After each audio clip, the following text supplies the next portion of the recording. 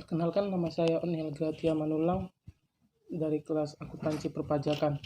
Di sini saya akan menjawab pertanyaan-pertanyaan soal UAS yang diberikan oleh Bapak dosen. Yang pertama, jelaskan pengertian auditing, hubungan auditing dengan akuntansi, dan alasan mengapa entitas perlu diaudit. Yang pertama, pengertian auditing. Auditing adalah suatu proses sistematik untuk memperoleh bukti secara objektif dengan kegiatan ekonomi. Yang kedua, hubungan auditing dengan akuntansi.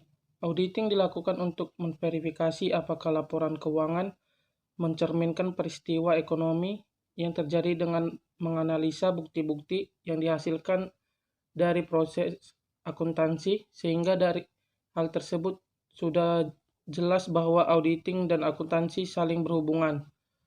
Yang ketiga, mengapa sebuah entitas perlu diaudit?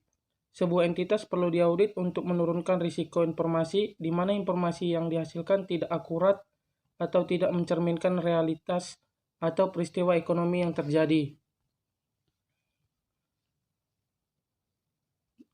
Pertanyaan kedua, jelaskan jasa-jasa yang diberikan auditor independen. Jasa-jasa yang diberikan auditor independen adalah jasa asuransi, jasa profesional independen yang meningkatkan kualitas dari informasi untuk membuat keputusan. Yang kedua, jasa asuransi lainnya, dan yang ketiga, jasa non-asuransi. Pertanyaan ketiga, jelaskan jenis-jenis laporan auditor dan opini auditor atas laporan keuangan audit. Kondisi apa yang membuat auditor memberikan opini tersebut?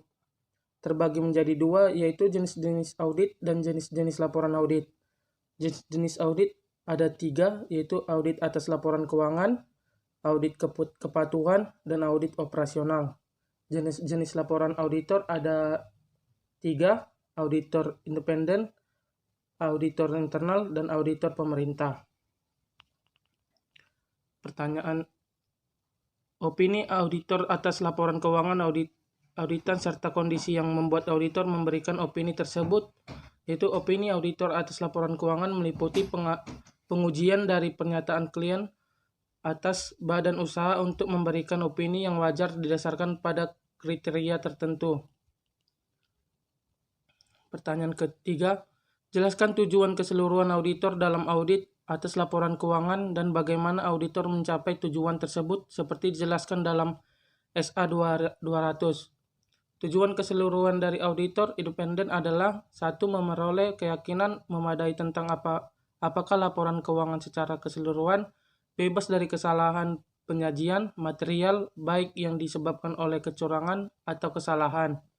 Yang kedua, membuat laporan keuangan berdasarkan hasil audit dan mengkonsumsikan temuan yang diperoleh selama audit.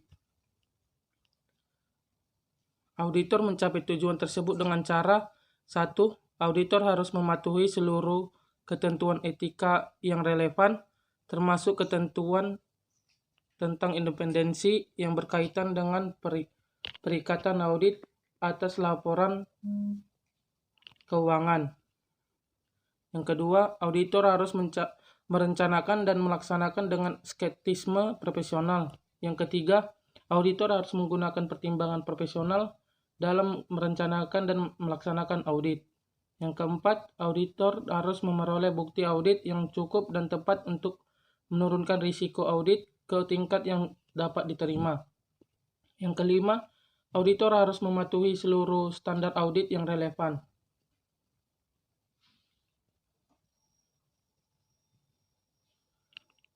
Pertanyaan keempat, dalam SA 200 disebutkan bahwa auditor harus merencanakan dan melaksanakan audit dengan skeptisme profesional dan menggunakan pertimbangan auditor. Jelaskan pertanyaan tersebut. Skeptisme profesional dan pertimbangan profesional ada 2, yaitu skeptisme profesional dan pertimbangan profesional. Skeptisme profesional suatu sikap yang mencangkup suatu pikiran yang selalu mempertanyakan baik yang disebabkan oleh kecurangan maupun kesalahan. Pertimbangan profesional, penerapan pelatihan, pengetahuan yang relevan dalam konteks standar auditing dalam membuat keputusan yang tentang tindakan yang tepat. Pertanyaan ke-5, jelaskan tentang tanggung jawab manajemen menurut SA 200 dalam mengauditkan atas laporan keuangan. Tanggung jawab manajemen bertanggung jawab untuk membuat laporan keuangan dan isi dari laporan keuangan merupakan asersi manajemen. Selain itu, manajemen juga memastikan bahwa operasi entitas dijalankan berdasarkan ketentuan peraturan-peraturan.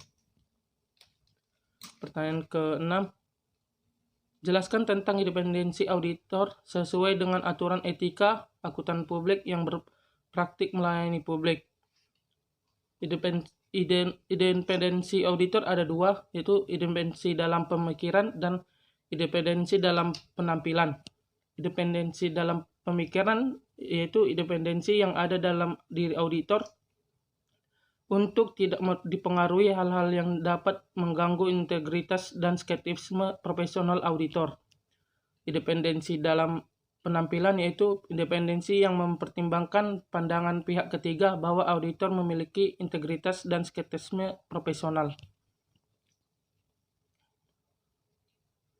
Uraikan manfaat melakukan perencanaan audit dan tahapan dalam merencanakan audit. Manfaat perencanaan audit yaitu 1. Mencurahkan perhatian yang terhadap area penting dalam audit. 2. Mengidentifikasi dan menyelesaikan masalah yang potensial secara tepat waktu. 3.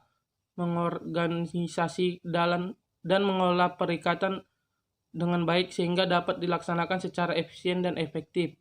Yang keempat, pemilihan anggota tim perikatan dengan tingkat kemampuan dan kompetensi yang tepat dan memberikan penugasan pekerjaan yang tepat.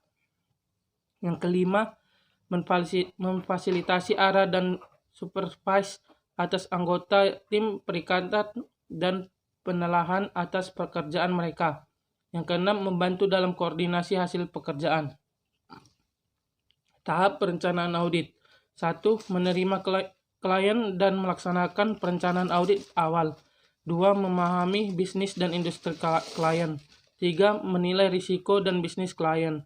4. Melaksanakan prosedur analitis awal. 5. Menentukan materialitas dan menilai risiko audit dan risiko bawaan yang dapat diterima.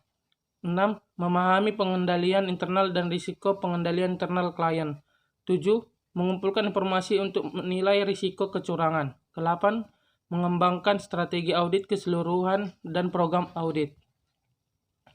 Jelaskan tentang asersi manajemen sesuai dengan SA 315.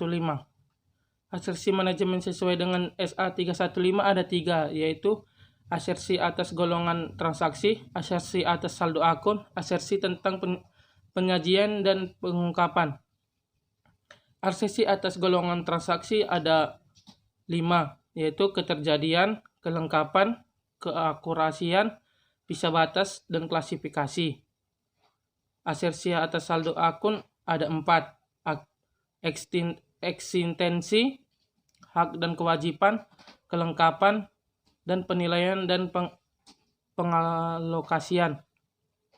Asersi tentang penyajian dan pengungkapan ada 4, ketersediaan serta hak dan kewajiban, kelengkapan, klasifikasi dan keberpahaman, dan keakurasian dan penilaian. Jelaskan tentang prosedur audit dan keandalan bukti audit. 10 prosedur audit. 1. Prosedur analytical. 2. Melakukan inspeksi. 3. Melakukan konfirmasi. 4. Melakukan permintaan keterangan. 5. Melakukan penelusuran. 6. Melakukan vouching. 7. Melakukan pengamatan. 8. Melakukan perhitungan ulang. 9. Pelaksanaan ulang. 10. Berbantuan komputer. Keandalan bukti audit yaitu 1. Dokumen dihasilkan pihak eksternal dan dikirim langsung ke auditor. 2. Dokumen dihasilkan pihak eksternal dan disimpan klien. 3. Dokumen dihasilkan secara internal dan sirkulasi ke pihak eksternal. 4. Dokumen dihasilkan secara internal dan sirkulasi internal. Jelaskan tentang risiko audit dan materialitas dan kaitan antara risiko audit, materialitas, dan bukti audit. Risiko audit yaitu risiko audit dapat didefinisikan sebagai risiko yang terjadi dalam hal auditor tanpa disadari memodifikasikan pendapatnya sebagaimana mestinya. Materialitas adalah besarnya penghilangan salah saji informasi akuntansi yang memungkinkan penilaian orang yang mengandalkan informasi tersebut. Jelaskan kaitan level risiko pengendalian, level risiko deteksi, pengujian, pengendalian, dan pengujian substantif. Pengujian pengendalian yaitu jika level risiko pengendalian menengah atau rendah, maka risiko deteksi sedang tinggi dan pengujian pengendalian dilakukan lebih efektif. Pengujian substantif ada 4, yaitu maksimum, tinggi, sedang, dan rendah. Jika maksimum dan tinggi, pengujian substantifnya lebih efektif. Sedangkan yang sedang dan rendah, maka pengujiannya kurang efektif. Jelaskan prosedur audit yang dipakai dalam pengujian pengendalian. Prosedurnya ada 4, yaitu permintaan keterangan, inspeksi dengan cara penarikan sampel, pengamatan, dan pelaksanaan ulang. Sekian dari saya, terima kasih.